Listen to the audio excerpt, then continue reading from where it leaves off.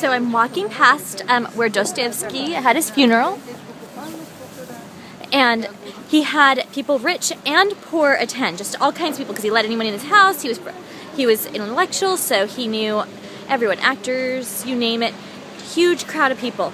And I think that that's a good lesson for all of us, like to not underestimate anyone. So if they're rich, poor, whatever, popular, not popular, befriend them. Dostoevsky did. Okay, so I'm in St. Petersburg at the Haymarket. I just got out of the subway, and right here is where they had a church but got torn down in Soviet era because they didn't accept religion, or they didn't like religion much. But behind me here, see all this busyness?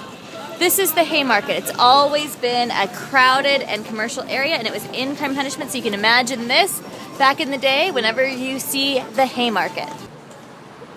And this little street, this is where there used to be a lot of brothels and bars, and so this is, of course, where the Marmeladovs would have been, where he's going to encounter Mr. Marmeladov, and Sonia would have maybe worked, so kind of fun.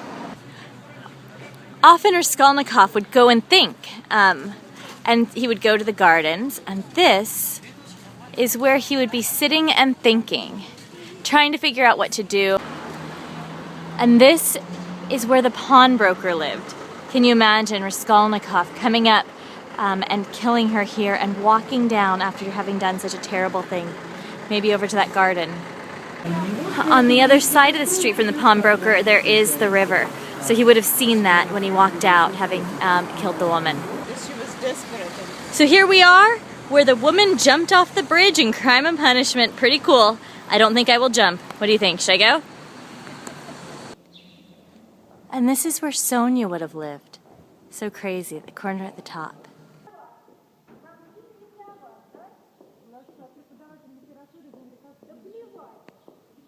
And so, this is Miss Monahan. You saw up above, that is where... Oh, listen, it's private property. Oh. Could you live? Yes, sorry. Okay, got in a bit of trouble there, but I'm still out where Dostoevsky, where Raskolnikov lived. And he came down, and notice he lived at the very, very top. And symbolically, that's going to be crucial, because he lives at the top, intellectually, above everyone else. Dostoevsky did too, though. Dostoevsky was brilliant. Probably the smartest man maybe alive in the world at that time, or close to. And instead of living above everyone in a way where he was going to go down and think less of them, kill them as trash, he tried to elevate them. I think that we see that in most of his writing.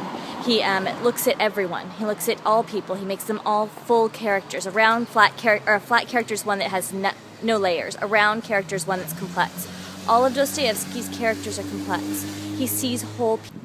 And this is the house where Dostoevsky lived and wrote Crime and Punishment. Notice it's on a corner. Very symbolic, because he always, of course, lived on corners. And can you imagine? He walked out that door and went on the same walk that I just went on through all those sites. So cool.